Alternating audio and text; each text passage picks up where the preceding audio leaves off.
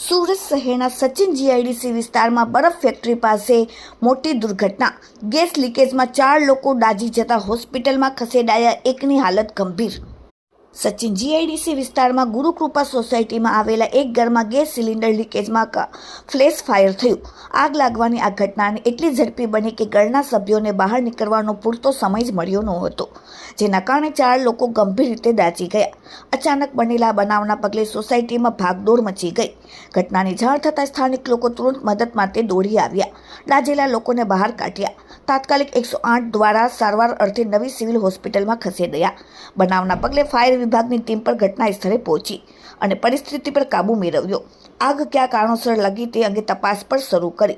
દાઝી ગયેલા લોકોમાં એક હરિભાઈ પોલાઈ, ઉંમર 19, ભાગ્યશ્રી પોલાઈ, ઉંમર 22, સાલુબેન રામકુમાર મોહન, ઉંમર 26 અને હરિભોમ સુરેન્દ્ર યાદવ છે. ઔદ્યોગિક વિસ્તારમાં જીઆઈડીસી નજીક આવેલ ગુરુકૃપા સોસાયટીમાં 2 ડિસેમ્બરે સવારે આ ગંભીર દુર્ઘટના સર્જાઈ છે. Bureau report, daily India TV, Surat.